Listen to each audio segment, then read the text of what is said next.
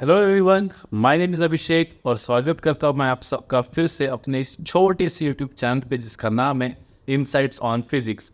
जी हाँ, और मुझे बेहद खुशी हो रही है ये अनाउंस करते वक्त कि आज हम हमारा एक नया सीरीज ऑफ चैप्टर स्टार्ट करने जा रहे हैं जिसका नाम है ग्रेविटेशन, जो आमतौर पर सभी का इंटरेस्टिंग चैप्टर होता है, इंटरेस्टिंग टॉपिक ऑफ डिस्कशन होता है। आज इस चैप्टर से हम बहुत सारी चीज़ें related to the planet, what is Newton's law of gravitation, what is gravitation field intensity, what is gravitational potential, अगर किसी ऑब्जेक्ट को धरती से परमानेंटली ऊपर फेंक देना है out of the earth gravitational influence, तो कितने वेलोसिटी से उसे प्रोजेक्ट करना चाहिए, कैसे सैटेलाइट किसी अर्थ के इर्द गिर्द घूमता है, उसका टाइम पीरियड क्या होता है, उसकी वेलोसिटी क्या होती है, वेटलेसनेस का कॉन्सेप्ट क्या है, नल पॉइंट क्या होता है, और बहुत से इंटरेस्टिंग चीजें ग्रेविटेशन वाले चैप्टर में हमको यहाँ पे डिस्कस करनी है।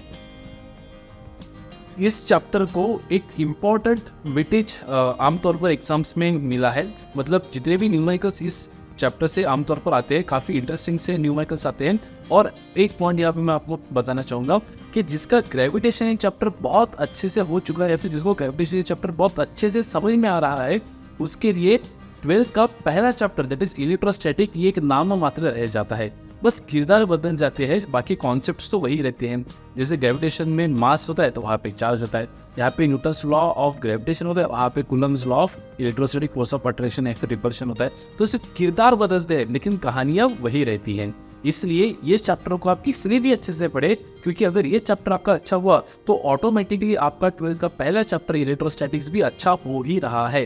तो एक तीर से यहाँ पे दो निशाने होने के पूरे चांसेस यहाँ पे है, इसलिए भी आप इसको अच्छे से पढ़े। हो सकता है स्टार्टिंग में आपको थोड़ी दिक्कत हो सकती है, लेकिन आप अपना कॉन्सेंट्रेशन, आपका फोकस और अपना एम बरकरार रखिए, भटकिए मत, और उसी लिहाज से पूरे चैप्टर की सीरीज आप यहाँ पे देखिए। जितना कॉन्सेप्ट्स और प्लस थोड़े बहुत न्यूमेरिकल सपोर्टिंग न्यूमेरिकल्स अगर हो सकते हैं तो हम यहाँ पे लेने की कोशिश करेंगे। जब हमारा पूरा सिलेबस हो जाएगा तब उसके बाद बिंदास अपन जितने भी न्यूमेरिकल्स हमको लेने हैं उन सभी न्यूमेरिकल्स का अपना अलग से वीडियो यहाँ पे बनाएंगे ताकि आपको स्पेसिफिकली प्रैक्टिस करने में कोई दिक्कत ना आ जाए। और जितने ज़्यादा न्यूमेरिकल्स आप सॉल्व करेंगे उतना ज़्यादा आपको फिजिक्स समझने में आसानी जाएगा। ऐसा नहीं कि कॉन्सेप्ट पढ़ लिया और न्यूमेरिकल्स छोड़ दिए, नहीं, लेकिन पहले अपन कॉन्सेप्ट पढ़ लेंगे पूरे 11 का और बाद में फिर एक के ऊपर एक न्यूमेरिकल्स अपन स्टार्ट करेंगे। So with this introduction and without wasting much of your time, let's start with the beautiful topic of physics, that is gravitation.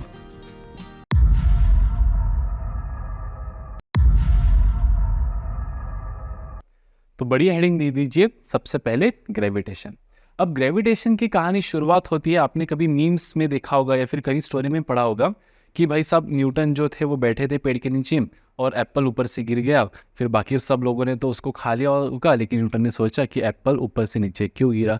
और यहाँ से शुरुआत हुई है कि why does every object gets attracted towards the earth. तो Newton scientist थे तो उन्होंने इसको थोड़ा एक अलग एंगल से सोचने की कोशिश किया और समाज को एक बहुत बढ़िया सा लॉ दिया जिसके तहत पूरी काफ़ी सी चीज़ें समझने में हमको आसानी गई। तो सोच के देखिए कितना दिक्कत उनको गई होंगी ये चीज़ों को फॉर्मुलेट करने में, ये कॉन्सेप्ट को बिल्ड करने में, डिस्कवर करने में और फिर समाज के सामने रखकर उसको प्रूफ करने में, लेकिन हम कितने आसानी से इसे पढ़ लेते हैं।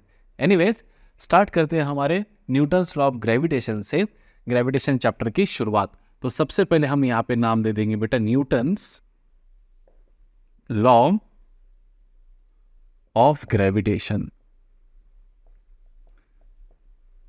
तो न्यूटन साहब का ये मानना था कि इस धरती पे जितने भी ऑब्जेक्ट्स है, जितने भी बॉडीज है, वो दो बॉडीज हमेशा एक दूसरे को अट्रैक्ट करते हैं। ऐसा उनका मानना था कि यहाँ पे अपन कंसिडर कर लेंगे कि ये है बॉडी नंबर 1 जिसका मास m1 है, और एक थोड़ी बड़ी बॉडी पकड़ लेते हैं जिसका मास कितना है बेटा m2 है, और इनके सेंटर टू सेंटर का डिस्टेंस, इसके सेंटर ऑफ मास से इसके सेंटर ऑफ मास का डिस्टेंस मान लेते हैं यहाँ पे r है, कि अगर every body on the universe attracts every another body with a force, एक फोर्स से वो अट्रैक्ट करते हैं एक दूसरे को, कितना, with a force which is directly proportional to the product of their masses m1 and m2 and inversely proportional to the square of distance between them.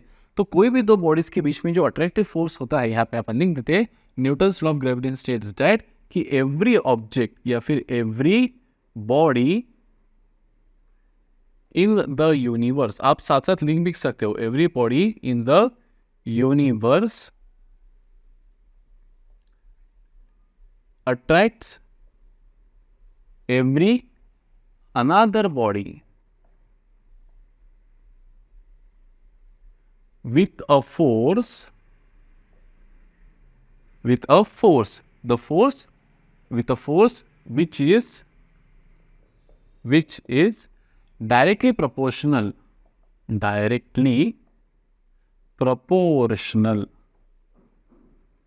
which is directly proportional to the product of their masses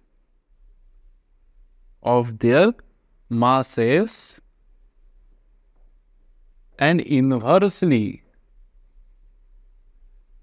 proportional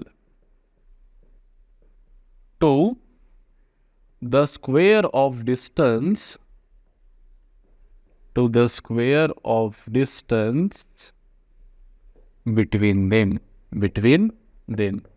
So let us assume that there are two objects of mass m1 and m2 and which are separated by some small distance, infinite distance r, which is their center to center distance.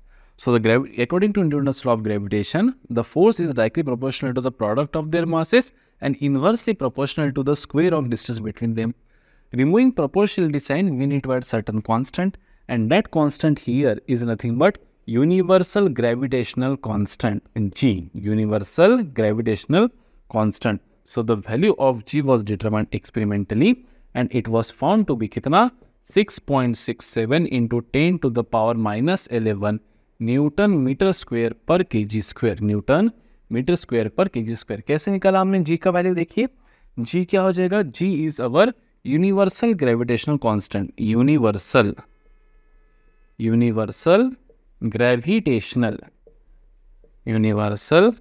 Gravitational constant. Universal gravitational constant मतलब क्या बेटा कि इसकी value आप कहीं पे भी जाओ, मून पे जाओ, कोई अन्य प्लैनेट पे भी जाओ, कहीं पे भी जाओ, इसकी जो वैल्यू रहने वाली है जी की, ये 6.67 into 10 to the power minus 11 newton metre square पर केजी स्क्वायर ही रहने वाली है. ये वैल्यू हमने कैसे निकाला? देखिए यहाँ से मैं लिख सकता हूँ जी की वैल्यू क्या हो जाएगा, देखो F R square upon m1 m2, है ना, F R square upon m1 m2. F किस में होगा बेटा? न्यूटन में. आर मतलब डिस्टेंस तो metre square upon mass into mass मतलब क्या लिखेंगे बेटा? KG square. So this becomes the unit of G. Clear है? अब अगर मुझे इसको कन्वर्ट भी करना रहा किसमें? सीजीएस यूनिट में, तो मैं कैसे लिखूंगा? देखिए जी इज इक्वल टू क्या लिखेंगे? 6.67 into 10 to the power minus 11 into newton को लिख सकता बेटा मैं यहाँ पे 10 to the power 5 9 into metre square को लिख सकता है बेटा 10 to the power 4 centimetre square whole upon 1 kg मतलब 10 टू द पावर 3 ग्राम. तो इसको लिख दूंगा बेटा मैं यहाँ पे 10 टू द पावर 6 क्या लिख देंगे बेटा यहाँ पे? Gram square. So the value of G will be 6.67, point अच्छे से दिखना चाहिए, है ना, 6.67 इंटू 10 टू द पावर, देखो कितना हो जाएगा? 5 और 4 9, 9 में से 6 गए तो 3 और 11 में से 3 गए तो 10 to the power minus 8 9 centimetre square पर ग्राम स्क्वायर. तो ये हो जाएगी आपकी बेटा ऐसा यूनिट में बेसिकली, और ये हो जाएंगे बेटा आपकी सीजीएस यूनिट में. जी की वैल्यू बस 10 to the power minus 11 10 to the power minus 8 खत्म. तो इसको अपन बोलेंगे बेटा यहाँ से, इसको बोलेंगे अपन सीनियर जी. जी क्या है बेटा? हमारा यूनिवर्सल ग्रेविटेशनल कांस्टेंट, जिसको अपन बोलेंगे सीनियर जी. क्यों? क्योंकि आगे चलकर जूनियर जी मतलब छोटा जी, एक्सेलरेशन ड्यू टू ग्रेविटी भी हमारे लाइफ में आने वाला है. तो फिलहाल अपन उसको बोलेंगे सीनियर जी, that is F R square upon m1 m2. Clear है यहाँ तक? तो ये जो ग्रेविटेशनल फोर्स है इसके कुछ खासियत है कि ये जो फोर्स है ये हमेशा कैसे रहेगा बेटा? अट्रैक्टिव नेचर करेगा. जैसे जो फोर्स कूलम्स लॉ के वजह से आएगा बिटवीन टू चार्जेस, तो वो फोर्स अट्रैक्टिव भी हो सकता है depending upon the nature of charges. अगर एक नेगेटिव और एक पॉजिटिव चार्ज रहा तो फोर्स अट्रैक्टिव रहेगा, अगर एक पॉजिटिव दूसरा भी पॉजिटिव रहा तो रिपल्सिव रहेगा. तो electrostatic force between the charges can be attractive और रिपल्सिव, लेकिन ग्रेविटेशनल फोर्स जो होता है सर वो हमेशा कैसा होता है बेटा? अट्रैक्टिव नेचर का ही होता है. दो बॉडी हमेशा एक दूसरे को अट्रैक्ट करेंगे. मैं और ब्लैक बोर्ड में भी, व्हाइट बोर्ड में भी अट्रैक्शन है, मैं और इस मोबाइल में भी अट्रैक्शन है, मैं और ये पंखे में भी अट्रैक्शन है, हर दो बॉडीज के बीच में अट्रैक्शन है. फिर आपका सवाल आता होगा सर कि अगर दो बॉडीज एक दूसरे को अट्रैक्ट कर रहे हैं तो मैं और मेरे दोस्त के बीच में भी अट्रैक्शन है, फोर्स ऑफ अट्रैक्शन है. ऑब्वियसली सर, फिर हम एक दूसरे की तरफ खींचे क्यों नहीं जा रहे हैं? भाई साहब ये जो फोर्स होता है ग्रेविटेशनल फोर्स, जो आप ये जो है ये एक्सपीरियंस करने के लिए बहुत बड़े बड़े ऑब्जेक्ट कंसिडर करना पड़ता है, जैसे सेलेस्टिकल बॉडीज, मून, अर्थ, सन, प्लैनेट्स, एस्टेरॉइड्स, ये सब कंसिडर करना पड़ता है। ऐसे छोटे छोटे ऑब्जेक्ट्स में ना ग्रेविटेशनल फोर्स एक्सपीरियंस नहीं होता है। क्यों? क्योंकि जी की वैल्यू ही ज़्यादा हो जाएंगी, 6.67 इंटू 10⁻11। ट्राई करके देखते हैं कि मान लो आपका मास 10 kg और आपके दोस्त का भी मास 10 kg है और आप 1 मीटर दूरी पे ही खड़े हो, तो क्या हो जाएगा आपके बीच का फोर्स 6.67। जी की वैल्यू क्या हो जाएंगे बेटा? 6.67 इंटू 10 अपॉन नीचे क्या लिखा मैंने, एक काम कर लेते, 10 मीटर डिस्टेंस ले लेते आपके बीच का, तो 10 का स्क्वायर कितना 100, तो ये 10 ये 100 से ये 100 कैंसिल हो जाएगा, तो आपके बीच में फोर्स कितना आएगा बेटा? 6.67 इंटू 10⁻11 क्या है? चुल्लू भर फोर्स 0.00000000667। क्या मजा है, क्या अट्रैक्शन होगा? कोई अट्रैक्शन नहीं होगा। इसलिए ग्रेविटेशनल फोर्स जो होता है ये जनरली जो एक्सपीरियंस होता है, ये जो हमें पता चल मतलब हमें अगर इसको एक्सपीरियंस करना है तो ये सेलेस्टिकल बॉडीज के तहत ही हम एक्सपीरियंस कर सकते हैं। इसलिए जनरली अर्थ, प्लैनेट्स, सन, मून, इनके बीच में ग्रेविटेशनल फोर्स ऑफ अट्रैक्शन निकाला जाता है। इवन मुझ में और धरती में भी एक considerable gravitational force of attraction है, जिसके तहत मैं धरती पे चिपका हूँ। ये धरती मुझे खींच रही है, मैं धरती को खींच रहा हूँ, है ना। तो ये भी अपन आगे चलकर पढ़ेंगे। तो ये हो गया बेटा सीन। हम बात करते हैं कि ग्रेविटेशनल जो फोर्स है, ग्रेविटेशनल फोर्स इसके क्या क्या प्रॉपर्टीज है।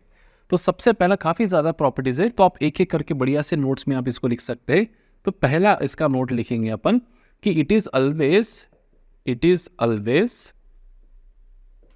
अट्रैक्टिव।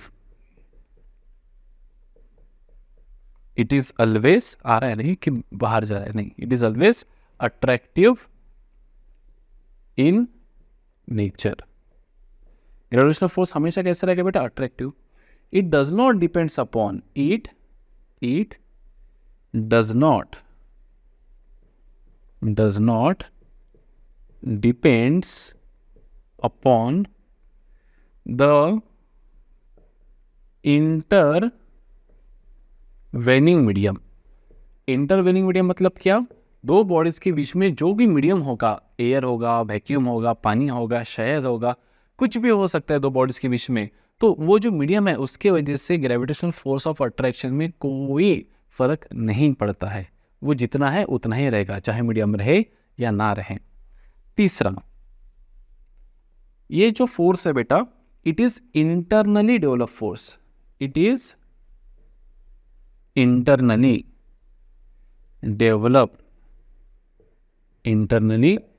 Developed force. और अगर आपको याद होगा सेंटर ऑफ मास में अपन ने पढ़ा था कि अगर फोर्स इंटरनली डेवलप होगा तो जो एक्सेलरेशन ऑफ सेंटर ऑफ मास होता है वो क्या हो जाएगा बेटा? 0। मतलब ये दो बॉडीज का जो वेलोसिटी ऑफ सेंटर ऑफ मास, जो सेंटर ऑफ मास होगा जहाँ कहीं पे होगा, उसको ऐसे उसका एक्सेलरेशन क्या रहेगा? 0। इसका अर्थ क्या है कि अगर वो रेस्ट में होगा सेंटर ऑफ मास तो वो रेस्ट में रहने की कोशिश करेगा, और अगर वो यूनिफॉर्म वेलोसिटी से चल रहा होगा, यूनिफॉर्म वेलोसिटी से चल रहा होगा, तो यूनिफॉर्म वेलोसिटी से चलने की कोशिश करेगा, लेकिन उसमें एक्सेलरेशन नहीं रहेगा, 0 रहेगा, क्योंकि इंटरनली डेवलप फोर्सेस है। क्लियर है बेटा? नेक्स्ट, जो ग्रेविटेशनल फोर्स है of attraction, it acts between the two bodies. It acts between the two bodies and has equal magnitude but opposite direction.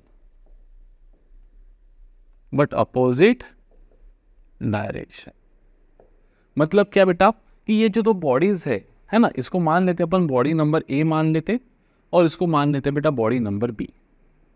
तो जो ग्रेविटेशनल फोर्स ऑफ अट्रैक्शन है, जितना force ये बॉडी पे लग रहा है, कितना फोर्स लग रहा है बेटा? ये जी मान लेते, इसके ऊपर फोर्स लग रहा है F, force acting on A due to B, इस दिशा में लग रहा है बेटा, इस दिशा में, और उसका मैग्नीट्यूड क्या होगा बेटा? यही होगा। और इतना ही मैग्नीट्यूड का फोर्स इसके ऊपर भी लग रहा है इधर, तो लिख दिया पे force acting on B due to A. तो दोनों पे जो फोर्स लगता है, ऐसे नहीं कि ये बॉडी बड़ी है तो इसके ऊपर ज़्यादा फोर्स लगेगा, छोटी है तो इसके ऊपर कम फोर्स लगेगा, नहीं, दोनों बॉडीज पे इक्वल फोर्स लगता है ये मैग्नीट्यूड का, जी m1 m2 upon r square. So the force it acts between the two bodies and has equal magnitude but opposite direction, मतलब है ना, and and also it acts along the line joining the center of mass of the two bodies. और वो जो direction होता है बेटा उसका एक्शन का, ये क्या रहेगा, ये बॉडी का सेंटर ऑफ मास और ये बॉडी का सेंटर ऑफ मास को जो लाइन ज्वाइन कर रही है उस दिशा में फोर्स लगेंगे। तो दोनों जो है, इन दोनों फोर्सेस का मैग्नीट्यूड सेम है लेकिन डायरेक्शन अपोजिट है। तो मैं इसको यहाँ पे पता है कैसे लिख सकता हूँ कि FAB is equals to FBA। लेकिन अगर मैं वेक्टर फॉर्म में लिखूँ तो कैसे लिखूंगा कि force acting on AB is equals to negative of force acting on B due to A।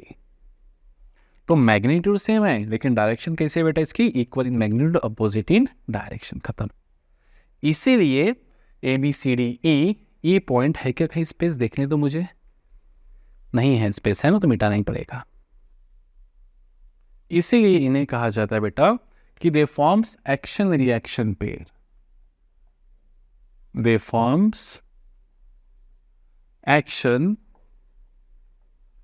Reaction, they forms action reaction pair. क्यों, क्या होता है बेटा एक्शन रिएक्शन पेयर, ऐसे फोर्सेस जिनका मैग्नीट्यूड सेम है, सेम मैग्नीट्यूड, डायरेक्शन अपोजिट है, opposite direction, and they are acting on two different bodies. तो एक फोर्स लग रहा है बॉडी ए पे और दूसरा फोर्स लग रहा है बेटा बॉडी बी पे, so they will form action reaction pair. और वो कैसे एक्ट कर रहे हैं बेटा, along the line joining the centre of mass of the two bodies, और इसलिए इनको कहा जाता है बेटा EF। They are also called as, they are central forces. कौन से फोर्सेस बेटा, central forces, means they act along the line joining the center of mass of the two particles.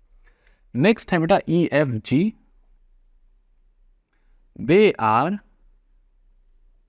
are conservative forces। ये तो आपने पढ़ा ही होगा, conservative force, work power energy में, work energy power में हमने पढ़ा था।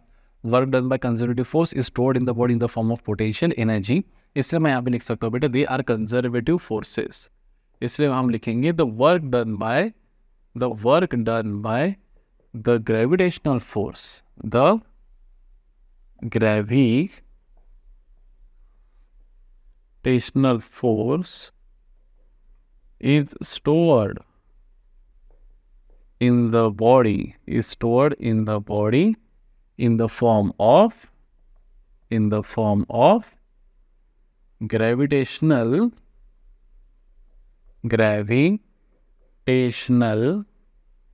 Potential energy, gravitational potential energy. ये हमने वर्क एनर्जी पावर में भी पढ़ा है कि work done by gravitational force. कौन से बेटा कंजर्वेटिव फोर्सेस, एक आपका ग्रेविटेशनल फोर्स है, दूसरा आपका मैग्नेटिक फोर्स है, तीसरा आपका इलेक्ट्रोस्टैटिक फोर्स है।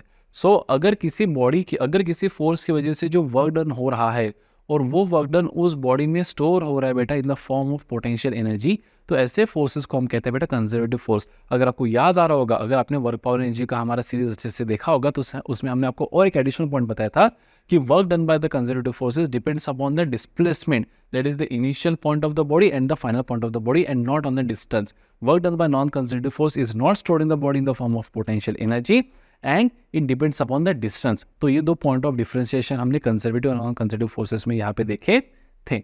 नेक्स्ट पॉइंट जो मुझे यहाँ पे बताना, मैं थोड़ा इसको इरेज कर देता हूँ बेटा। तो नेक्स्ट पॉइंट है EFGH कि they are wide range force. Wide range force मतलब लॉन्ग डिस्टेंसेस तक की, यहां से अर्थ और सन के बीच में, छोड़ो अर्थ और सन, क्या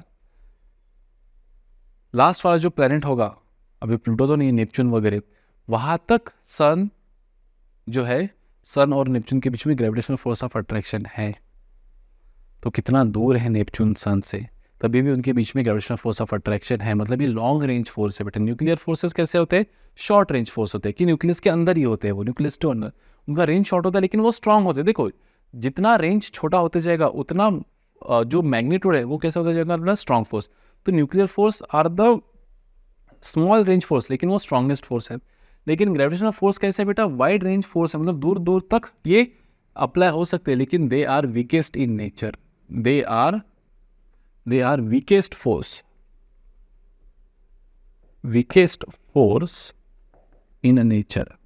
आगे चलकर हम ये भी पढ़ेंगे कि द ग्रेविटेशनल फोर्स जो होता है ये 10 to the power -43 times the electrostatic force, लगभग 10 to the power -43 या फिर 40 टाइम्स द इलेक्ट्रोस्टैटिक फोर्स, मतलब ये रेंज 10 to the power -43 मतलब बहुत ही छोटा है भाई साहब gravitational force.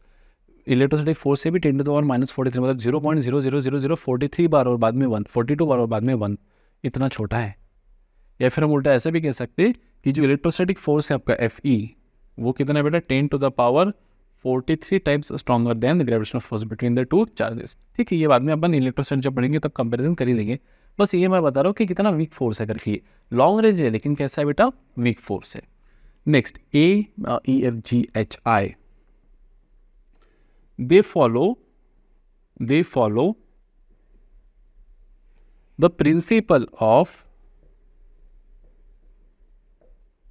principle of superposition. अब सुपरपोजिशन मतलब क्या सर, कि देखो कि जैसे मान लो कि यहाँ पे कोई 3 ऑब्जेक्ट्स है, ये 3 ऑब्जेक्ट्स हैं, है ना, इसका मास m1 मान लेते, इसका मास m2 मान लेते और इसका मास मान लेते m3।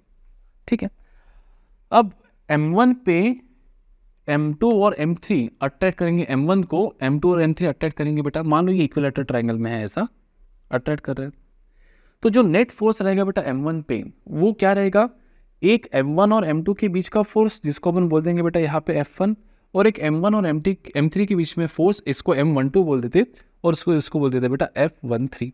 अब m1 पे m2 द्वारा भी फोर्स लग रहा है, अट्रैक्टिव फोर्स m2 m1 को अपनी ओर खींचेगा, ऑब्वियसली m2 को भी m1 अपनी ओर खींचेगा, लेकिन अभी अपन हमारा यहाँ पे मैटर ऑफ डिस्कशन कौन है बेटा, m1, तो m1 को m2 अपनी ओर खींच रहा है बेटा, और m3 भी m1 को अपनी ओर खींच रहा है, तो m1 पे 2 फोर्सेस लग रहे हैं बेटा, तो नेट फोर्स m1 पे क्या रहेगा, vector addition not scalar addition, क्योंकि फोर्स कैसा है बेटा, स्केलर है वेक्टर, तो वेक्टर है फोर्स, तो net force of m1 is nothing but vector addition due to 2 forces, और वो नेट फोर्स कहाँ लगेगा बेटा, नीचे F नेट।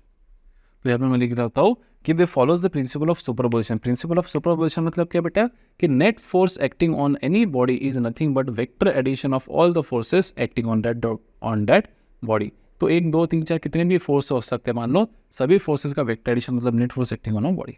अब जैसे m2 पे निकालना हो तो m1 एक इधर खींचेगा और m3 एक इधर खींचेगा, तो नेट फोर्स कहाँ जाएगा, कहीं तो भी बीच में जाएगा बेटा।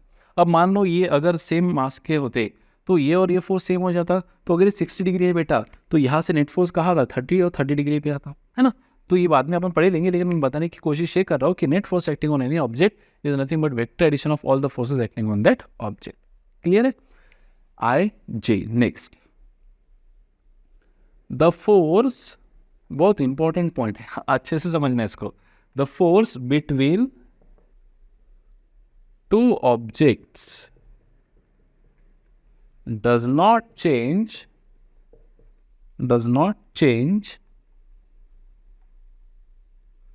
on the inclusion of the third object. इसका अर्थ क्या है बेटा, कि देखो जैसे जो फोर्स ऑफ अट्रैक्शन m1 और m2 में है, मान लो ये डिस्टेंस इक्विलेटरल ट्रायंगल है तो डिस्टेंस अपन a मान लेते, तो कितना फोर्स ऑफ अट्रैक्शन है m1 m2 में बेटा, g m1 m2 upon a square, r की जगह मैंने क्या लिख दिया a। अब ये जो मैग्नीट्यूड है फोर्स का m1 और m2 के बीच में, ये अगर मैं m3 लाऊं, जैसे मान लो पहले m3 नहीं था तो इनके बीच में फोर्स ऑफ अट्रैक्शन इतना था, अब m3 लाने के बाद हुआ क्या है कि एक एडिशनल फोर्स m1 और m3 में यहाँ पे क्रिएट हो गया, लेकिन वो फोर्स क्रिएट होने के वजह से m1 और m2 के बीच में जो फोर्स था उस पर कोई परिणाम नहीं हुआ, वो जितना है उतना ही रहा, उस पे उसके मैग्नीट्यूड में कोई परिणाम नहीं हुआ। मतलब कहने का तात्पर्य क्या है बेटा, किसी तीसरे के आने से इन दोनों के बीच का जो फोर्स है, जो बॉन्डिंग है, उस पर कोई परिणाम नहीं पड़ रहा है। ये अच्छी बात है, ठीक है। जो इनमें फोर्स है वो वही रहेगा, चाहे तीसरा हो, चौथा या फिर ना हो। हाँ, एक नया फोर्स क्रिएट हो जाएगा यहाँ पे, लेकिन जो इनका मैग्नीट्यूड है इन दोनों के बीच का, वो जितना है उतना ही रहेगा। So the force between 2 object does not change magnitude basically on the inclusion of the third object. या फिर on the inclusion of any other object. ठीक है, तो ये 10 पॉइंट है, बहुत ही कंसिडरेशन वाले यहाँ पे, अगर आप इसको अच्छे से समझने की कोशिश करें तो। नेक्स्ट ABCDEFGHIJ K, एक के वाला पॉइंट में लिख देता हूँ यहाँ पे। ठीक है, अगर मुझे लिखना हो फोर्स ऑफ अट्रैक्शन, अगर मुझे वेक्टर फॉर्म में लिखना रहा है ना, तो यहाँ पे अपन मान लेंगे एक कि जो ये वाला वेक्टर बेटा, ये वाला डायरेक्शन, ये क्या रहेगा, ये है unit vector R12 is a unit vector from 1 to 2, from first body to second body, and R21 is a unit vector from second body to first body. Clear है? तो अगर मुझे यहाँ पे लिखना रहा फोर्स वेक्टर फॉर्म में, तो force acting on first body due to second body का मैग्नीट्यूड क्या रहेगा बेटा, G m1 m2 अपॉन उनके बीच का डिस्टेंस कितना बेटा, R², और डायरेक्शन क्या रहेगा बेटा, यूनिट वेक्टर फ्रॉम 1 to 2। और वही force acting on body 2 due to 1 क्या रहेगा बेटा यहाँ पे, G m1 m2 अपॉन क्या लिखेंगे बेटा यहाँ पे, R², force acting on 2 due to 1। तो अगर आप इसको गौर से देखें तो R12 जो है unit vector from 1 to 2 is negative of unit vector from 2 to 1। तो क्या मैं ये कह सकता हूँ बेटा force acting from 1 to 2 is nothing but negative of force acting of 2 to 1, क्योंकि मैग्नीट्यूड तो सेम है, बस अलग क्या है बेटा, डायरेक्शन, R12 कैप और R21 cap. So they are equal in magnitude, the force acting on the two bodies are equal in magnitude, जो मैंने पहले भी लिखा है, equal in magnitude but opposite in direction, equal in magnitude but opposite in direction। ठीक है, एक इसका यूनिट निकालना रह गया था, वो भी निकाल लेते कि जी का यूनिट क्या था बेटा, यूनिट वो तो हमने निकाल लिया था, जी का यूनिट क्या है बेटा, न्यूटन मीटर स्क्वायर पर केजी स्क्वायर। इसका डायमेंशन मैं आपको फास्ट में लिखा देता हूँ। देखो न्यूटन का dimension L1 m1 T-2, metre का बेटा L2 अपॉन इसका बेटा क्या m2, तो फाइनल डायमेंशन हो जाएगा बेटा L3 m-1 T-2। So this are the dimensions of universal gravitational constant. ठीक है, तो ये हो गया बेटा पूरा न्यूटन्स लॉ ऑफ ग्रेविटेशन के जो पॉइंट्स हमें यहाँ पे कंसिडर करने थे उसके बारे में पूरी चर्चा। चलिए अभी हम ट्राई करते हैं to find out what is the gravitational force of attraction between two different bodies. कुछ न्यूमेरिकल्स लेते हैं जिसके ऊपर से, और प्रिंसिपल ऑफ सुपरपोजिशन पे भी यहाँ पे अपन न्यूमेरिकल्स लेंगे। बहुत इंटरेस्टिंग टॉपिक है, मजा आएगा। चलिए स्टार्ट करते हैं। चलो बढ़िया बढ़िया मस्त मस्त न्यूमेरिकल्स देखते हैं। एकदम बेसिक्स से स्टार्ट करेंगे ताकि ज़्यादा टेंशन ना आए, लेकिन अच्छे लेवल तक भी जाने की हम कोशिश करेंगे। काफ़ी न्यूमेरिकल्स हमको यहाँ पे देखने हैं। तो न्यूमेरिकल नंबर 1 सबसे एकदम सिंपल एकदम बेसिक वाला न्यूमेरिकल। एक मास ले लेते हैं हम यहाँ पे 10 kg का, और एक दूसरा मास ले लेते हैं यहाँ पे बेटा 20 kg का, और इनके बीच का अंतर ले लेते हैं हम यहाँ पे 10 मीटर्स ले लेते हैं। कितना लेते हैं 10 मीटर्स। बस वही सवाल कि find the Newton's law of gravitation between them, दोनों के बीच में न्यूटन्स फोर्स ऑफ अट्रैक्शन हमको निकालना है। तो एफ इज इक्वल्स टू क्या बेटा, G m1 into m2 upon क्या लिखेंगे बेटा यहाँ पे R²। बताइए जी की वैल्यू क्या है, 6.67 इंटू 10⁻⁻11 इंटू m1 कितना है बेटा 10, m2 कितना है बेटा 20 अपॉन डिस्टेंस कितना है 10, तो उसका स्क्वायर कितना हो जाएगा बेटा 100। तो f यहाँ पे हमारा हो जाएगा, देखिए कितना हो जाएगा यहाँ पे हमारा f, ये देखो 2 0 से ये 2 0 कैंसिल, 2 इंटू 1 2, तो 6.67 इंटू 2, तो लगभग ये 6.67, तो 6.67 इंटू 2 ना, तो यहाँ पे कर लेते 667 इंटू 2, तो ये 14 का 4, 1 कैरी, 13 का 3, 1 कैरी, 13.34, तो लिख देंगे यहाँ पे बेटा 13.34 इंटू 10⁻⁻11 न्यूटन, जो काफ़ी कम और बहुत ही कम वीक फोर्स हम जिसको कह सकते, इतना कम ये फोर्स है, इसमें कोई मज़ा ही नहीं है ना। चलिए आपको यहाँ से एक राज की बात बता देता हूँ, यहाँ पे एकदम थोड़ा अपन फास्ट में रिकॉल भी कर लेते कि कैसा कैसा सीन यहाँ पे बना है। तो ये जो फोर्स है बेटा जितना भी होगा ये 3.34 इंटू 10⁻⁻11 न्यूटन, ये बॉडी ए पे भी लग रहा है और बॉडी बी पे भी लग रहा है। बॉडी ए पे कौन सी दिशा में लग रहा है बेटा, बी की तरफ, बॉडी बी पे कौन सी दिशा में लग रहा है बेटा, ए की तरफ। तो मैग्नीट्यूड ऑफ फोर्स जो ए और बी पे लग रहा है वो सेम है, लेकिन डायरेक्शन कैसी है बेटा, अपोजिट है। अब मुझे एक बात बताइए कि अगर दोनों पे फोर्स सेम लग रहा है तो क्या दोनों के एक्सेलरेशन सेम रहेंगे? सर वो देखना पड़ेगा। फोर्स ए पे कितना लग रहा है बेटा? जैसे मान लो force acting on A due to B, वो क्या है बेटा? Mass of A into acceleration of A. तो ए लिखने से अच्छा अपन 1 1 लिख देते हैं, है ना। And force acting on B due to A, वो कितना है बेटा? Mass of 2 into acceleration of 2। अब मुझे यहाँ पे ये पता है कि force acting on A due to B and force acting on B due to A, ये दोनों कैसे सेम। तो मैं यहाँ पे लिखूंगा कि m1a1 इज इक्वल्स टू क्या लिख दूंगा बेटा? m2a2, है ना। अगर मैं यहाँ से गौर से देखूँ तो मैं क्या लिख सकता है बेटा? यहाँ से m1 upon m2 is equals to a2 upon a1। मतलब क्या कि if force acting on object is constant then the acceleration जो होता है, acceleration it is inversely proportional to the mass of the object. Acceleration is inversely proportional to the mass of the object, मतलब जिसका मास ज़्यादा होगा उसका acceleration कैसा होगा बेटा? कम होगा, और जिसका मास कम होगा उसका एक्सेलरेशन कैसा होगा बेटा? ज़्यादा होगा। खत्म। अच्छा, तो अगर यहाँ पे आपको निकालने के लिए कहा कि बताइए फिर ए का एक्सेलरेशन क्या है भाई साहब, तो आप कैसे निकालेंगे? देखो ए पे फोर्स कितना लग रहा है? Acceleration of A is force acting upon mass of A. So what is force acting बेटा? जी m1 m2 अपॉन कितना? R square upon mass of A कितना? m1 से m1 cancel. So acceleration of first particle will be G m2 upon R square, पहले particle का acceleration. वैसे acceleration of second particle क्या लिखेंगे बेटा? Force acting on second particle upon mass of second particle. What is force acting बेटा? G m1 m2 upon क्या लिख देंगे यहाँ पे? आर स्क्वायर अपॉन मास m2। m2 से m2 cancel. So what is a2 बेटा? यहाँ पे फोर्स अपॉन m2 क्या हो जाएगा बेटा? ये G m1 upon R square. So acceleration of second particle हो जाएगा बेटा जी m1 अपॉन क्या लिख देंगे बेटा? यहाँ पे R square. So this is acceleration of the first particle and this is acceleration of the second particle. तो अगर आप डिवाइड करें a1 बाई a2 अगर आप करें तो क्या मिलेगा आपको? देखो g by R square common, m2 by m1 क्या मिलेगा बेटा? यहाँ पे आपको m2 बाई m1। खत्म।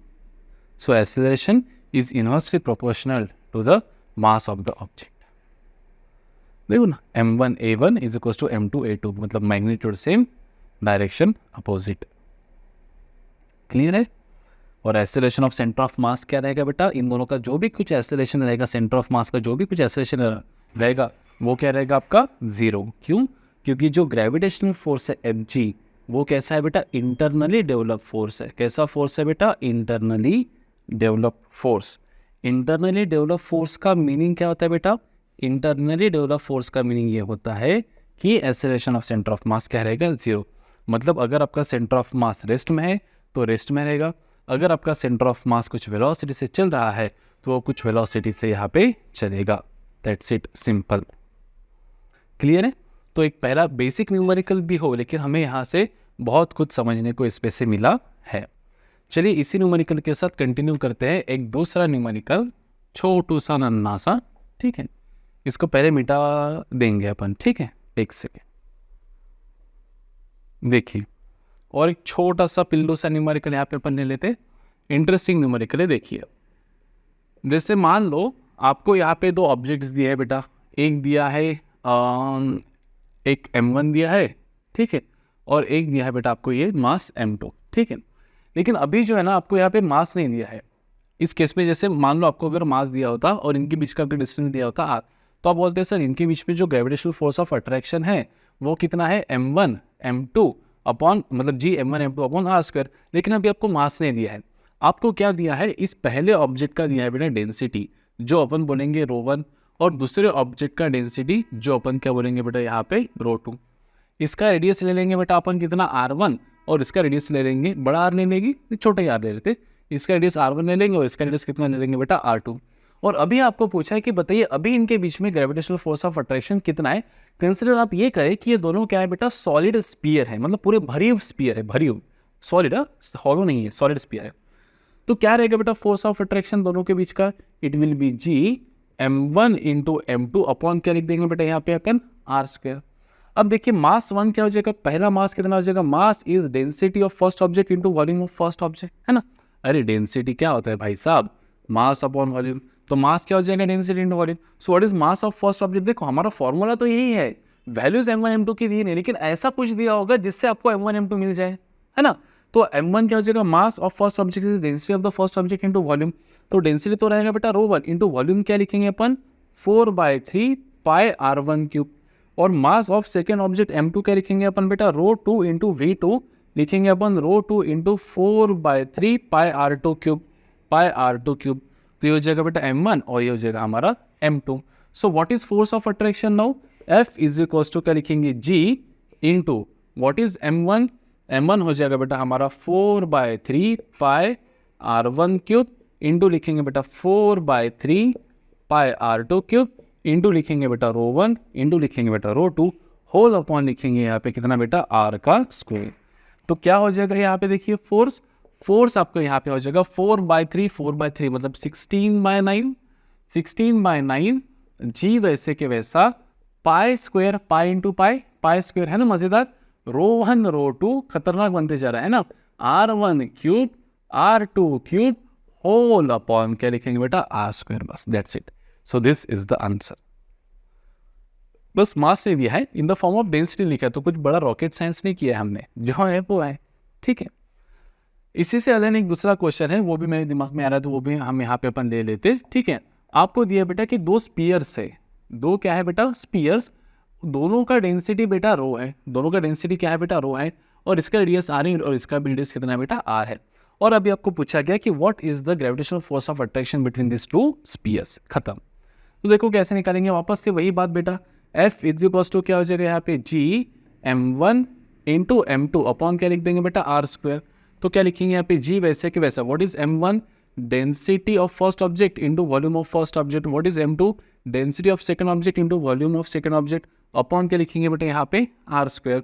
सो वैल्यू ऑफ F हो जाएगा बेटा यहाँ पे G, है ना, ρ1 क्या रहेगा आपका रो ही है, इंटू क्या लिखेंगे बेटा 4/3 पाई r क्यूब, m2 क्या बेटा आपका रो ही है, इंटू क्या लिखेंगे 4/3 पाई r क्यूब होल अपॉन क्या लिखेंगे बेटा यहाँ पे r स्क्वायर मतलब लिखेंगे r raise to power 4।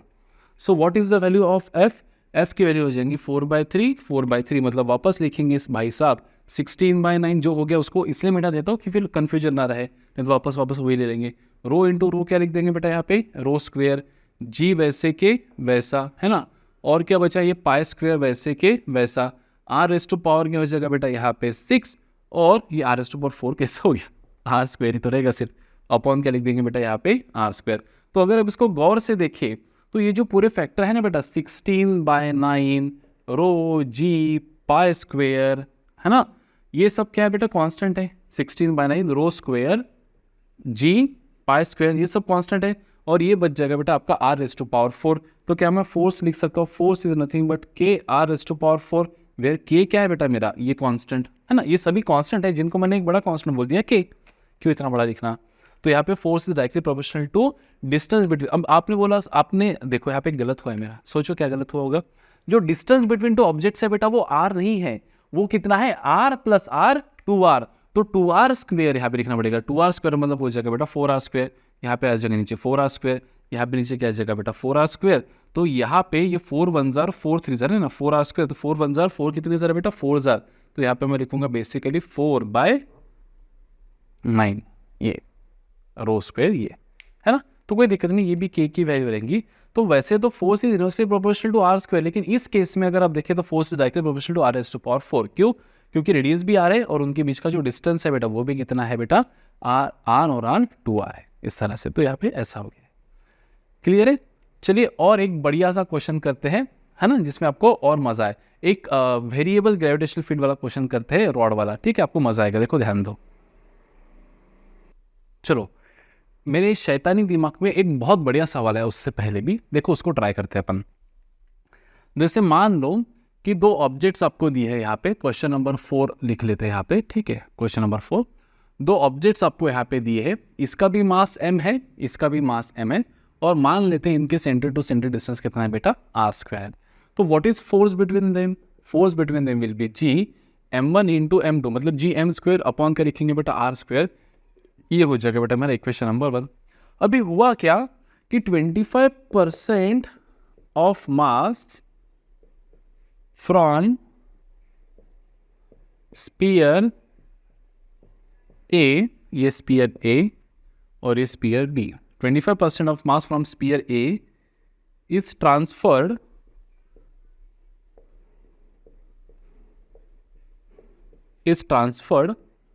to sphere B, then find the new force, new FORCE, क्या FOR force in terms of original force। मतलब हुआ क्या है, देखो पहले ये दोनों का मास कितना था बेटा, mm था, डिस्टेंस r था, तो इसके बीच का ओरिजिनल फोर्स अपन बोल देते FO Gm²/r²। अभी हुआ क्या, यहाँ से 25% मास निकाला और इसके ऊपर डाल दिया, तो होगा क्या, जो मास ऑफ ए अभी रहेगा बेटा, जो पहले m था, अभी वो क्या हो जाएगा m माइनस 25% ऑफ m। तो बेसिकली मास ऑफ ए कितना हो जाएगा बेटा, m माइनस 25%, मतलब बेटा 25/100 ऑफ m। मतलब ये मास ऑफ ए अपन लिखेंगे m माइनस 1/4 ऑफ m, मतलब ही मास ऑफ ए हो जाएगा बेटा कितना, 3/4 m, बराबर है। और वो 25% मास डाल के किस पे डाल दिया बेटा, बी पे डाल दिया, तो बेसिकली मास ऑफ बी कितना हो जाएगा बेटा, original mass plus 25% of mass of A. Mass of A कितना है बेटा, m, तो लिखेंगे बेटा यहाँ पे mb is equals to m plus 25%, मतलब 25/100 ऑफ m, मतलब ही mb इज इक्वल्स टू क्या लिखेंगे बेटा, m प्लस m/4 लिख दो सीधा सीधा 1/4, तो mb कितना हो जाएगा, देखिए यहाँ पे 5m/4, 5m/4, तो मास ऑफ ए 3m/4 और मास ऑफ बी 5m/4। अभी हम निकालेंगे कि न्यू फोर्स को अपन लिख देते बेटा यहाँ पे F, तो F हो जाएगा हमारा G m1 into m2 upon क्या लिखेंगे बेटा, r²। तो G लिखेंगे वैसे के वैसा, what is m1 3/4m, what is m2 5/4m upon distance कितना है उनके बीच का बेटा, वही है बेटा r²। तो देखो क्या बन रहा है यहाँ पे, the new force F is equal to 3/4 5/4, मतलब 15/16 G m² upon r², G m² upon r²। और अगर आप इसको गौर से देखें, सो what is the value of G m² upon r², G m² upon r² is your F0। तो यहाँ पे अपन लिख सकते हैं बेटा 15/16 ऑफ F0। तो आपका जो फाइनल फोर्स यहाँ पे या फिर न्यू फोर्स यहाँ पे बना है वो कितना बना है बेटा, 15/16 टाइम्स द F0 इतना बना है। क्लियर है? सो this is the seen in this case. तो जो न्यू फोर्स आपका बना है, अब आपको ऑप्शंस देंगे कि 3/4 5/4 है ना, तो यहाँ पे 15/16 ये एक ऑप्शन है। तो न्यू फोर्स कितना बन गया बेटा आपका यहाँ पे, 15/16 इज द न्यू फोर्स। इस तरह से आप सॉल्व कर सकते हैं। अब जरूरी नहीं हमेशा कि आपको 25% ही दे, कम ज़्यादा भी दे सकते, कुछ भी दे सकते हैं ना, इस तरह से। तो डरने की कोई बात नहीं है, कोई बात नहीं है। चलिए एक आपको बढ़िया से क्वेश्चन पढ़ाता हूँ, नल पॉइंट वाला। कौन सा नल, मतलब वो नल नहीं, दूसरा नल है। देखो ध्यान दो, नल पॉइंट का concept. Okay, so the concept of null point, concept of null point.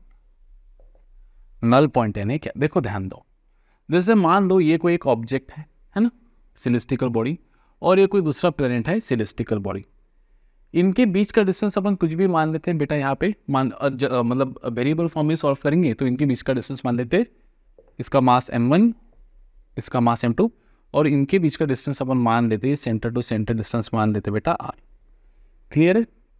अब देखो सीन क्या है, अगर मैं आपको बोलूँ इसको नाम दे देते बेटा ए प्लैनेट, और इसको नाम देते बेटा कौन सा प्लैनेट, बी प्लैनेट। अभी अगर मैं आपको बोलूँ कि मैंने यहाँ पे कहीं तो भी एक ऑब्जेक्ट को रखा है, किसी भी पेन को रखा है, फिर किसी भी ऑब्जेक्ट जिसका मास m0 है, मास m0 वाले ऑब्जेक्ट को रखा है यहाँ पे, तो क्या लगता है आपको, ये ऑब्जेक्ट के ऊपर दो फोर्स लग रहे होंगे बेटा। एक m1 उसको अट्रैक्ट कर रहा होगा अपनी ओर, और m2 भी उसको अट्रैक्ट कर रहा होगा अपनी ओर। क्लियर है? क्या लगता है आपको, क्या दोनों फोर्सेस सेम होंगे या अलग होंगे? अब ये एक दूसरे पे फोर्स की बात नहीं चालू है। जो तीसरा मास, मान लो ये जो मेरा विस्ट है, ये मेरा तीसरा मास है m0। अब इसके ऊपर ये इसके ऊपर ये जो है ये बॉडी ये प्लेनेट इसके ऊपर फोर्स अट्रैक्ट कर रहा है अपनी तरफ और ये अपनी तरफ कर रहा है बेटा, है ना। तो क्या लगता है आपको, इसके ऊपर सेम फोर्स लग रहा होंगे, अलग अलग लगेंगे ऑब्वियसली, है ना। ये जो फोर्स लगा रहा होगा ये कितना लगा रहा होगा, जी m1 into M not upon ये डिस्टेंस का स्क्वायर और ये m2 अपॉन है ना डिस्टेंस का, ठीक है। तो यहाँ पे जो मेजर फोर्स होगा, dominant force, this minus this, वो क्या होगा बेटा, इस दिशा में होगा। जैसे हम आगे जाएंगे वैसे क्या होगा, डिस्टेंस बढ़ते जाएगा तो फोर्स घटते जाएगा, क्योंकि force is inversely proportional to distance. जैसे हम आगे बढ़ जाएंगे इसके वजह से लगने वाला फोर्स घटते जाएगा और इसकी वजह से लगने वाला फोर्स बढ़ते जाएगा। एक ऐसा पॉइंट आएगा on the line joining A and B, centre of masses of A and B, एक ऐसा पॉइंट आएगा बेटा P, जहां पे force on that mass m not due to A in this direction is equal in magnitude and opposite in direction to the force exerted on m naught by B in this direction। मतलब जितना force A लगाएगा m naught पे उतना ही force B लगाएगा m naught पे, दोनों equal in magnitude but opposite in direction से उसको खींचेंगे। वो पॉइंट है बेटा जहां पे नेट फोर्सेस कैसे है, m naught पे लगने वाले जीरो, बैलेंस, उस पॉइंट को कहा जाता है बेटा नल पॉइंट। और फिर जब उस नल पॉइंट के हम उधर जाएंगे तो इसका डोमिनेशन बढ़ेगा। फिर ये पॉइंट पे अगर मैं आ गया तो ये उसको ज्यादा फोर्स से खींचेगा और ये उसको थोड़ा कम फोर्स से खींचेगा, क्योंकि डिस्टेंस ज्यादा है, inversely proportional to R square, distance square. तो वो है बेटा null point. So what is null point, the point at which the net force acting on the third object is zero, on the object is zero, that is called as null point. तो मान लेते हैं for consideration कि यहाँ पे point P जो है ये हमारा नल पॉइंट है, जो A से डिस्टेंस x पे है, तो ये डिस्टेंस हो जाएगा बेटा मेरा r माइनस एक्स। अगर ये डिस्टेंस x हो गया इतना, तो ये कितना हो जाएगा बेटा r माइनस एक्स।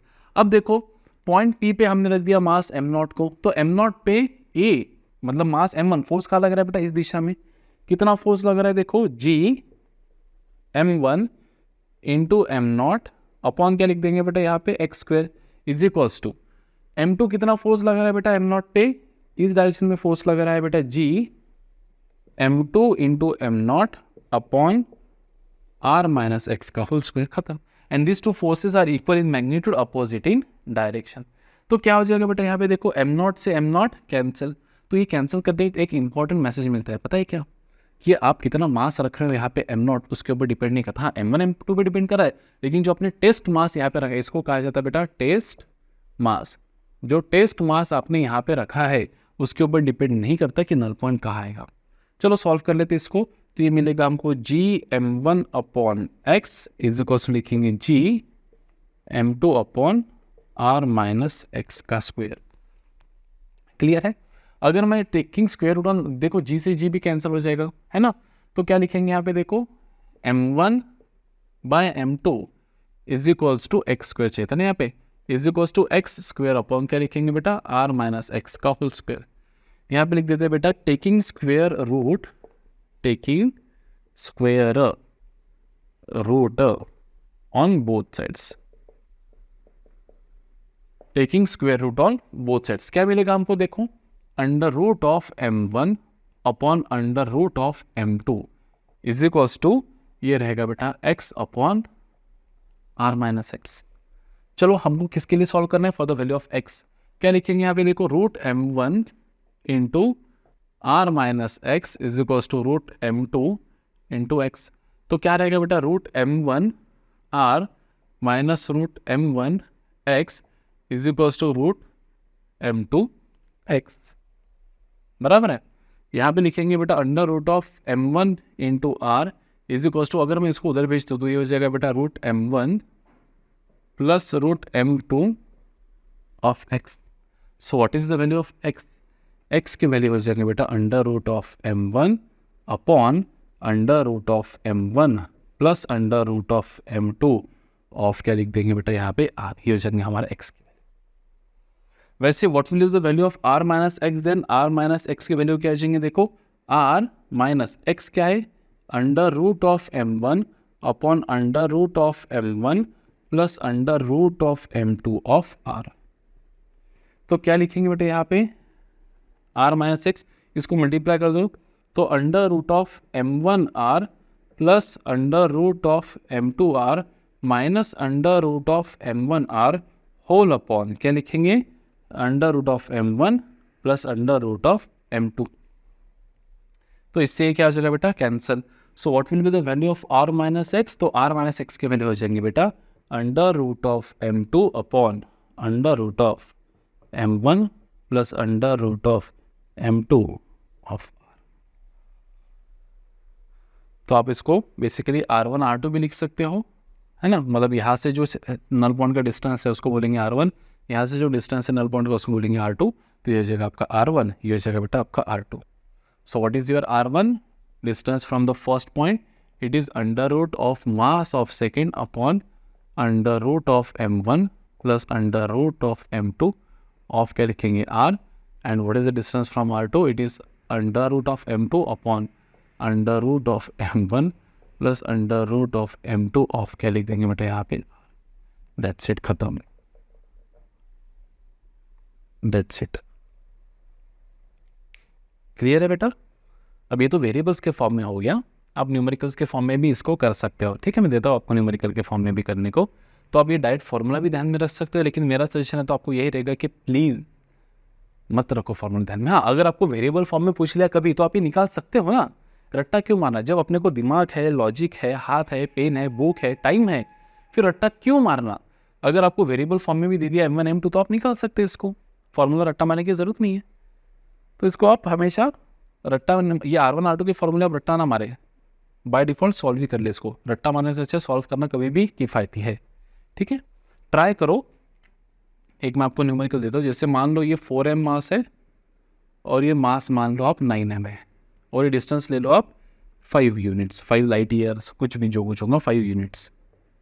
तो आपको निकलना है कि इसका सेंटर ऑफ मास कहाँ पे, इसका नल पॉइंट कहाँ पे आएगा। तो मान लेते पॉइंट पी पे नल पॉइंट आएगा, इसको मान लेते x, इसको मान लेते बेटा r माइनस एक्स, यहाँ पे रख देते बेटा मास m0। तो ये इसको कितने से खींचेगा? देखो 4m m0 g है भाई, g ये इसको इधर खींचेगा कितने से? g m1 m2 अपॉन क्या लिख देंगे बेटा यहाँ पे, x का square is equals to g m1 कितना बेटा 9m, m2 कितना है बेटा m0 अपॉन क्या लिख देंगे बेटा यहाँ पे r कितना है मेरा 5 माइनस एक्स का होल स्क्वायर। तब सॉल्व करो, g से g, m0 से m0, m से m कैंसिल, क्या मिल रहा है देखो 4/x square is equals to 9 upon 5 minus X का होल स्क्वायर।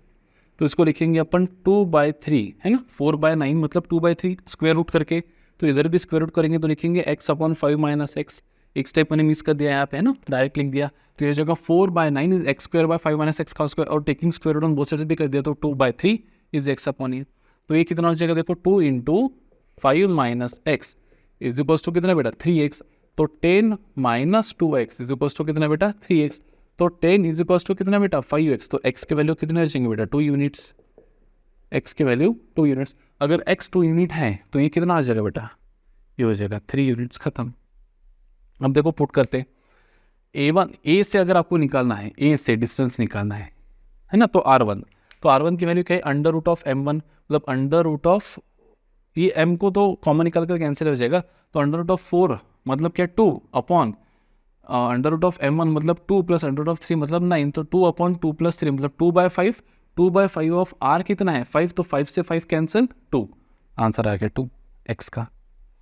r2 अगर आपको निकालना रहा तो अंडर रूट ऑफ m2 मतलब अंडर रूट ऑफ 9, ये रूट m तो कैंसिल हो जाएंगे ना बेटा, कॉमन निकाल कर, तो उसको छोड़ दो। 9 अपॉन अंडर रूट ऑफ 4 मतलब 2 प्लस अंडर रूट ऑफ 9 मतलब 3, तो 3 अपॉन 5 इंटू 5, तो 5 से 5 cancel 3 units. r minus x करोगे तो 3 यूनिट्स, है ना। r माइनस एक्स, r कितना आपका 5, खत्म। तो फॉर्मूला रटने की जरूरत ही नहीं है, डायरेक्ट खत्म, खलास, फिनिश। नल पॉइंट क्या है? नल पॉइंट नेट फोर्स जहां पे क्या हो 0, और m0 क्या है हमारा टेस्ट मास। क्लियर है बच्चा? चलो लिख लो इसको फास्ट में।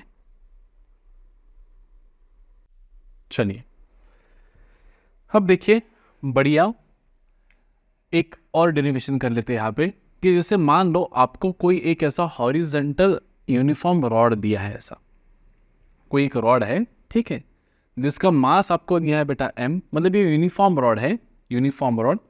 तो मास ऑफ रॉड आपको दिया है, मास ऑफ रॉड आपको दिया है m, and length of rod जो आपको दिया है that is l।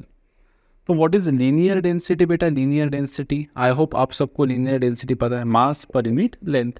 Linear density को अपन लैम्बडा से रिप्रेजेंट करते हैं बेटा, मास पर यूनिट लेंथ। यहाँ तक सीन क्लियर है?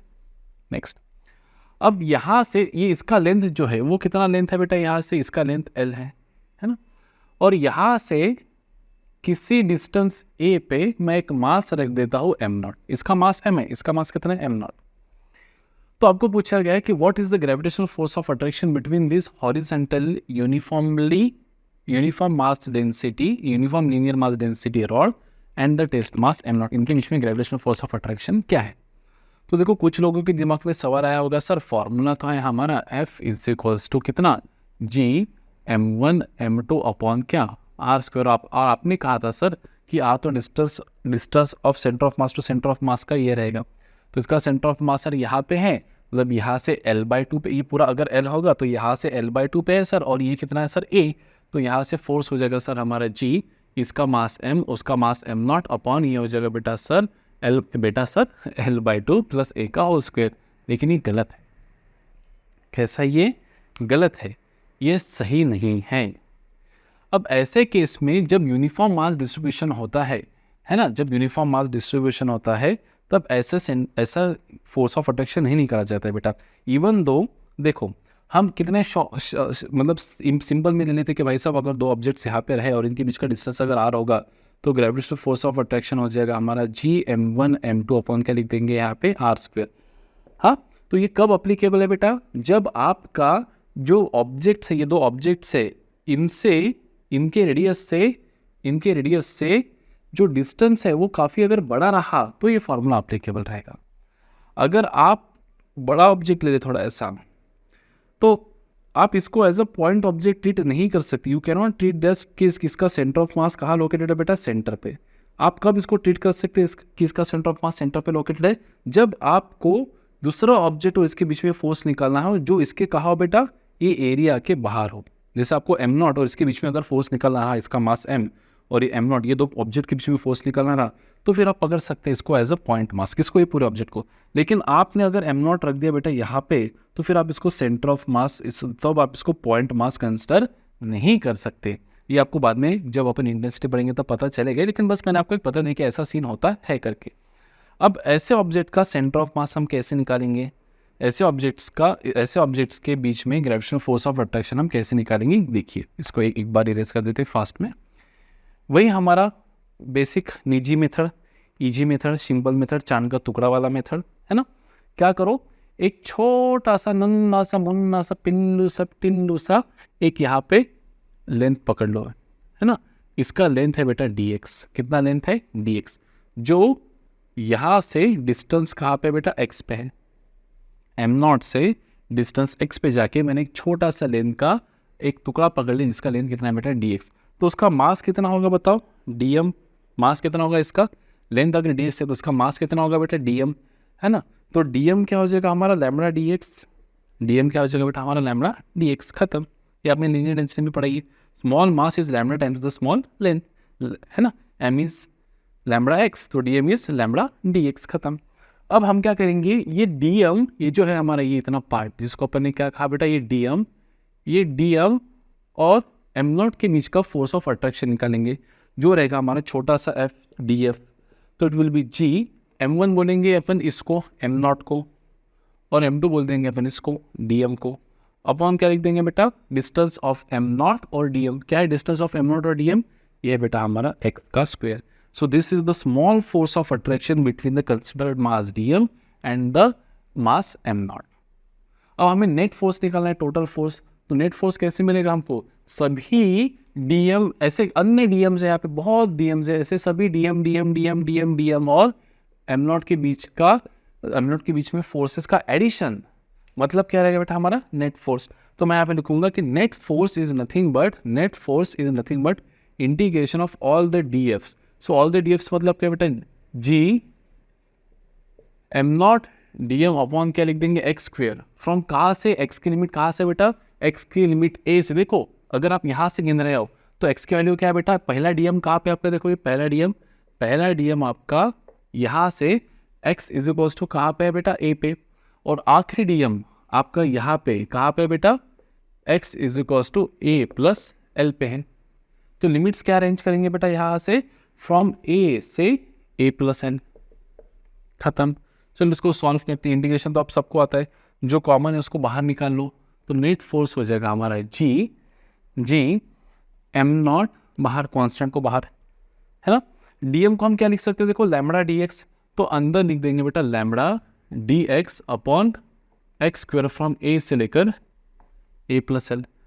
तो एफ हो जाएगा बेटा हमारा जी एम नॉट, लैम्बडा को भी ले लो बाहर, इंटीग्रेशन ऑफ क्या लिखेंगे बेटा यहाँ पे 1/x square D X from A से लेकर ए प्लस एल।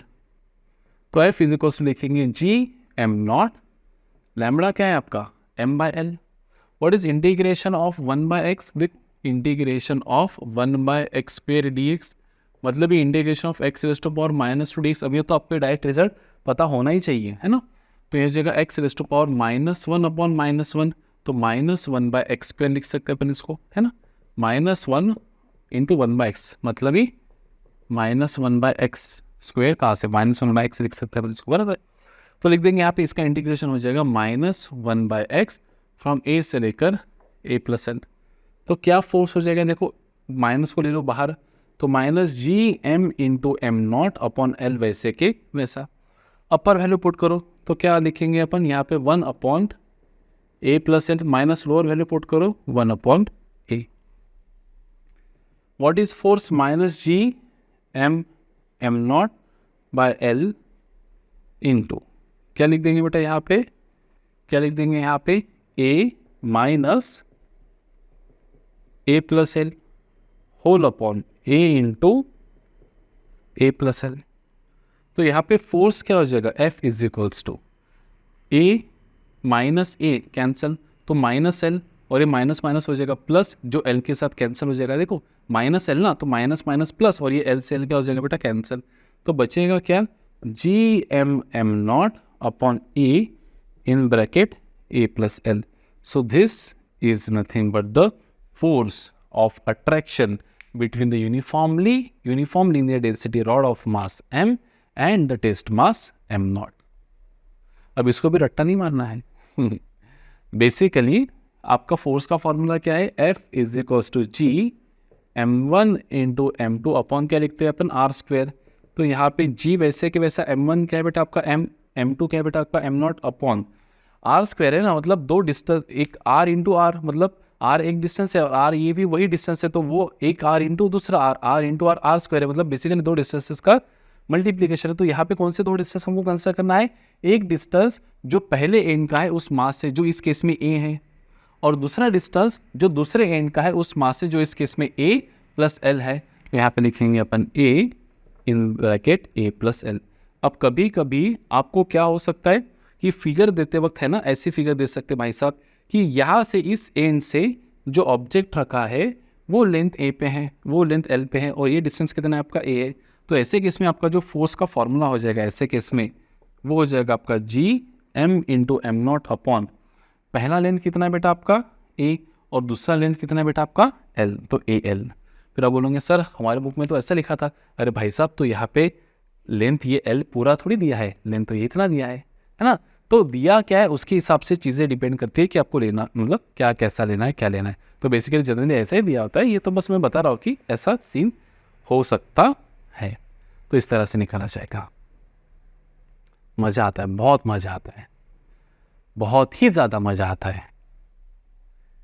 ऐसे तो रिंग का भी अपन निकाल सकते हैं, डिस्क का भी निकाल सकते हैं, सभी चीज़ों का निकाल सकते हैं, लेकिन वो अपन जब ग्रेविटेशनल फील्ड इंटेंसिटी पढ़ेंगे ना, उसमें निकालेंगे सभी चीज़ें, उसमें ज़्यादा मज़ा आएगा। फोर्स में न्यूटन्स लॉ से निकलने से के बजाय रिंग की वजह से क्या होता है, डिस्क की वजह से क्या होता है, हाँ सब ट्रायंगल वैंगल सब सब सब की वजह से निकालेंगे। क्लियर, लिख लो इसको। चलिए अभी कुछ न्यूमेरिकल्स और क्वेश्चंस हम लेते हैं ऑन द सुपरपोजिशन का प्रिंसिपल पे।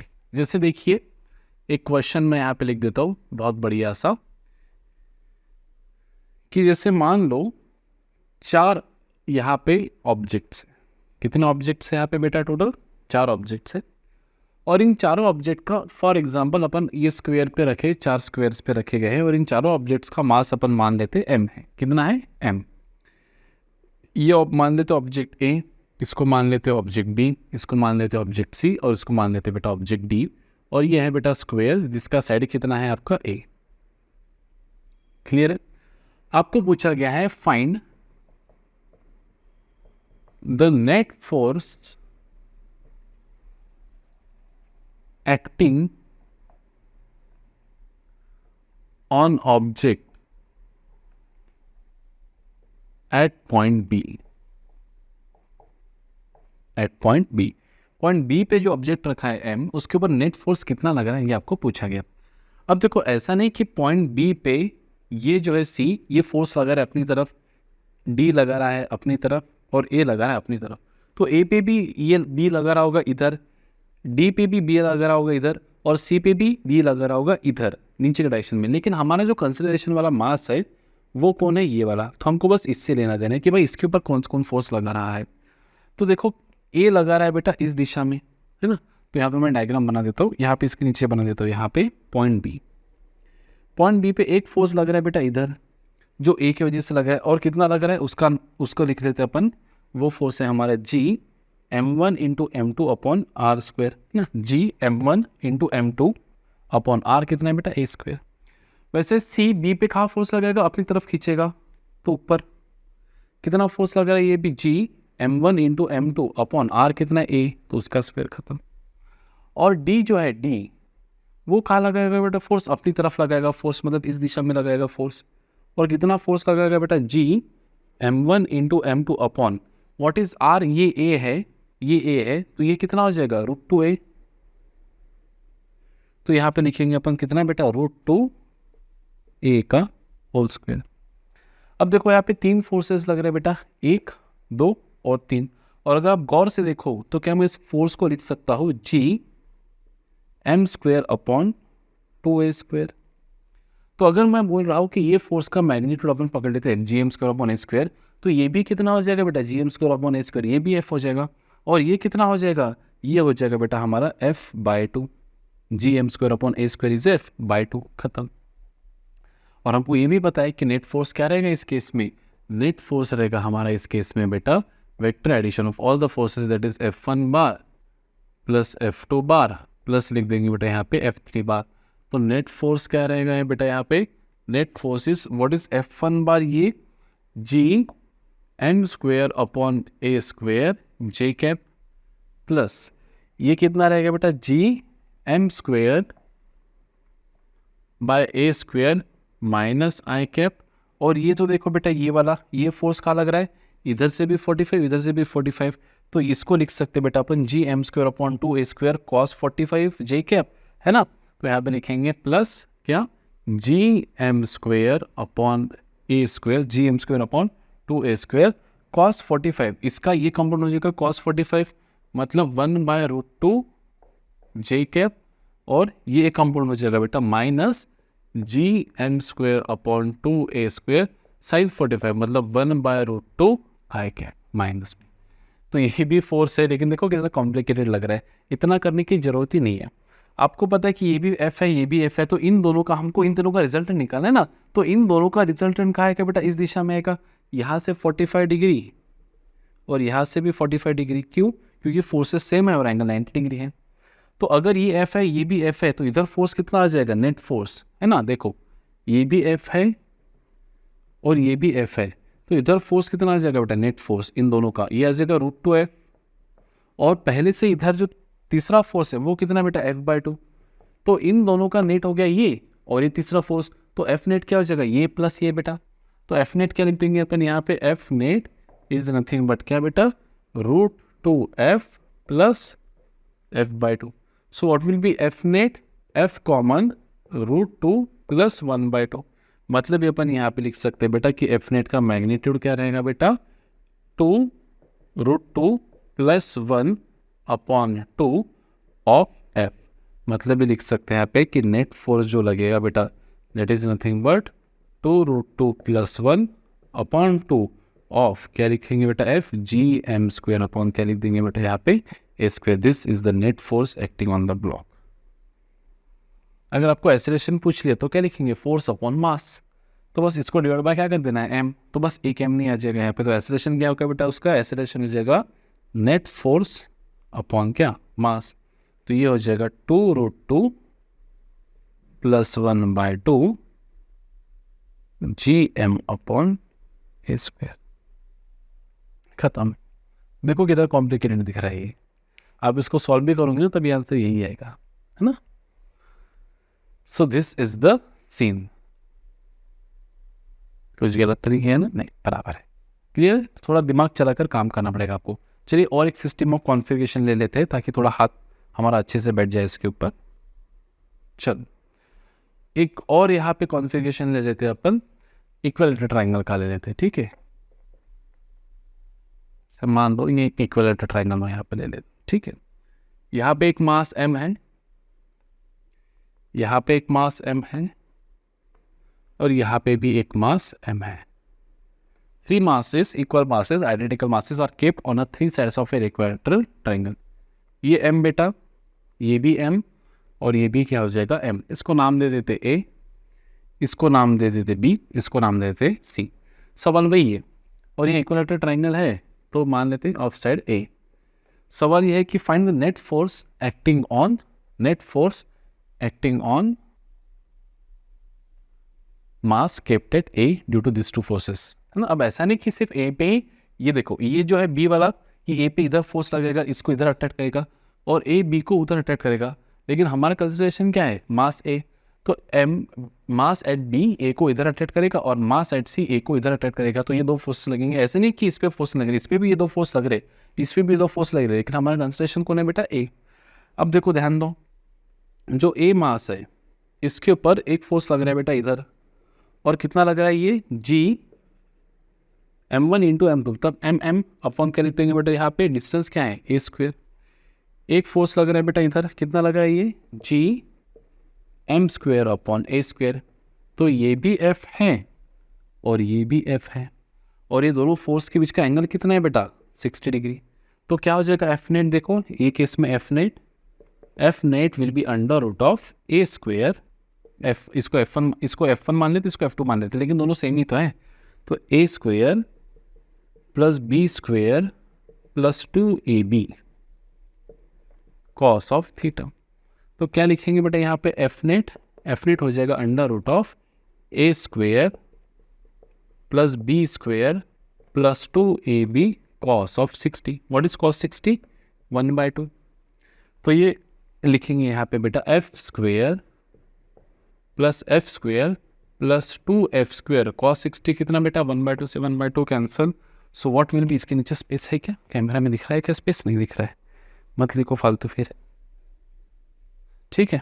तो यहाँ पे लिख देंगे बेटा F net is equals to क्या हो जाएगा ये under root of 3f square, तो नेट फोर्स हो जाएगा बेटा आपका √3f।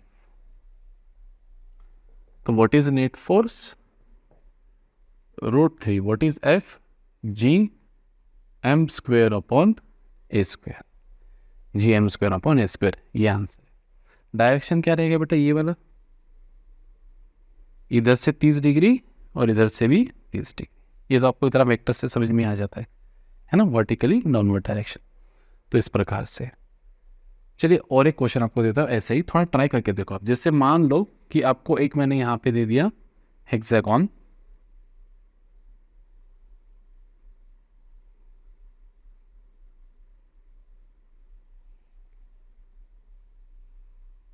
ठीक है, देखने को तो दिखने को तो दिख नहीं रहा होगा आपको, लेकिन अभी आप समझ लो कि है करके, ठीक है। यहाँ पे एक मास रखा है बेटा, यहाँ पे एक मास रखा है, यहाँ पे एक मास रखा है, यहाँ पे एक मास रखा है, यहाँ पे एक मास रखा है और यहाँ पे एक मास रखा है, ठीक है। ये रेगुलर हेक्सागोन है, रेगुलर हेक्सागोन, ठीक है। और पूछा गया है कि what is the net force acting on this m0। ये भी m, ये भी m, ये भी m, ये भी m, ये भी m, ये भी m, net force acting on m0। तो क्या आंसर आएगा आपका, देखो सोचो 0, क्योंकि अगर ये हेक्सागोन है तो इसका ये साइड हो जाएगा बेटा a, तो ये भी ए, ये भी ए, ये भी ए, ये भी ए, ये भी ए, ये भी। अब थोड़ा सोच के देखो, एम नॉट को ये एम इधर खींचेगा कितने से, जी M not upon A square से। वैसे ये एम इस एम नॉट को कहाँ खींचेगा, इधर खींचेगा कितने से, जी M not upon A square से। ये एम इस एम नॉट को इधर खींचेगा, वैसे ये एम इस एम नॉट को इधर खींचेगा। ये एम इस एम नॉट को अपनी तरफ खींचेगा और ये एम इस एम नॉट को अपनी तरफ खींचेगा। तो सभी फोर्सेस जो है वो, अगर ये एफ होगा और ये भी अगर मैं लिख रहा हूँ यहाँ पे एफ, तो ये भी एफ है बेटा, ये भी एफ है, ये भी एफ है और ये भी एफ है। तो सभी फोर्स एक दूसरे को क्या कर देंगे, कैंसल आउट कर देंगे। और इसलिए जो नेट फोर्स यहाँ पे लगेगा, net force acting on M naught is equals to कितना, 0। लेट्स इट, खत्म। नेट फोर्स कितना लग रहा है यहाँ पे, 0। तो इस तरह से सीन है, क्लियर है। तो इस सुपर पोजिशन पे एक दो न्यूमेरिकल्स मैंने यहाँ पे लेने की कोशिश किया हूँ। चलिए एक और न्यूमेरिकल यहाँ पे ले लेते हैं, बढ़िया वाला, सर्कुलर मोशन के कॉन्सेप्ट का। देखिए, तो क्वेश्चन इस तरह से है कि जैसे मान लो कि कोई एक प्लेनेट है, क्या है, कोई एक प्लेनेट है, और इस प्लेनेट के आजू बाजू में एक सर्कुलर ऑर्बिट में, ठीक है, लग रहा होगा नहीं लग रहा, मैं जाने दो, एक सैटेलाइट जिसका मास एम नॉट है ना, वो प्रदक्षिणा मार रहा है। और वो सैटेलाइट का डिस्टेंस बेटा यहां से सेंटर ऑफ अर्थ से है छोटा आर। कितना है, छोटा आर। तो ये छोटा आर किससे बना है पता है, this radius of earth plus ये हाइट अबव द सैटेलाइट। तो छोटा आर जो है that is nothing but R plus H. तो फिलहाल आप इसके तरफ ध्यान मत दो, वैसे भी सैटेलाइट में अपने बाद में पढ़ने वाले, बस एक बेसिक कॉन्सेप्ट देख लेते हैं यहाँ पे, ठीक है।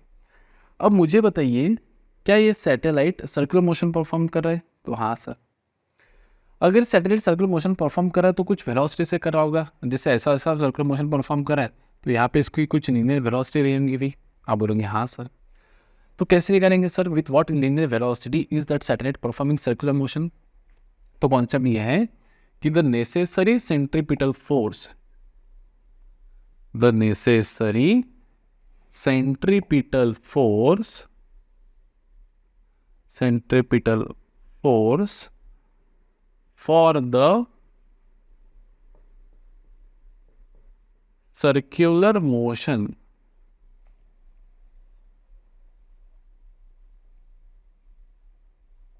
of the satellite is provided by the gravitational force is provided by the gravitational force of attraction between the satellite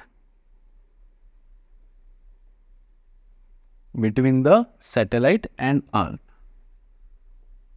या फिर अर्थ एंड सैटेलाइट लिख सकते हो, कैसे लिखो एक ही बात, ठीक है। तो मैं यहाँ पे लिख देता हूँ कि necessary centripetal force is equals to gravitational force. तो what is centripetal force acting on a satellite. Centripetal force किसके ऊपर लग रहा है बेटा, सैटेलाइट के ऊपर। तो क्या होता है सेंट्रीपिटल फोर्स mv²/r। बस मैं यहाँ पे m0 लिखूंगी, क्यों, क्योंकि सेंट्रीपिटल फोर्स अपन किसके ऊपर निकल रहा है बेटा, सैटेलाइट। सैटेलाइट का मास कितना है m0, उसका वेलोसिटी कितना है बेटा v, और रेडियस जिस सर्कल में वो सर्कुलर मोशन परफॉर्म कर रहा है, ये रेडियस, ये पूरा इतना रेडियस कितना है हमारा, ये इतना पूरा radius r, which is r plus h। तो उससे कोई लेना देना नहीं r।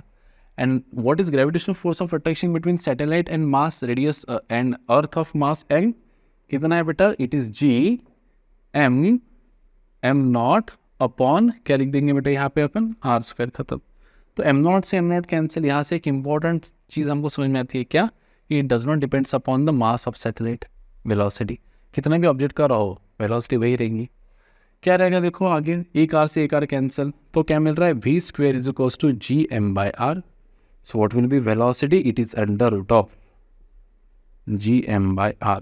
So this is the velocity, the we can say that the tangential velocity with which the satellite is performing circular motion around the earth, if around the planet of mass m and radius in a circular orbit of radius smaller. R is the radius of the earth and छोटा r is the radius of the satellite in which it is performing circular motion. तो ये इस पे depend, किसके ऊपर depend कर रहा है बेटा? It depends upon orbiting speed. इसको ऑर्बिटल वेलोसिटी भी कहा जाता है कि ऑर्बिट की वेलोसिटी वो किसके ऊपर डिपेंड कर रहा है बेटा? जी पे तो डिपेंड नहीं कर रहा है, क्योंकि G is the universal gravitational constant. It depends upon mass of planet and not mass of satellite. जिस प्लैनेट के अराउंड वो सैटेलाइट घूम रहा है उसके मास पे डिपेंड कर रहा है, और दूसरा रेडियस ऑफ सैटेलाइट पे डिपेंड नहीं कर रहा है, रेडियस ऑफ ऑर्बिट पे डिपेंड कर रहा है कि किस ऑर्बिट में वो घूम रहा है। That's it.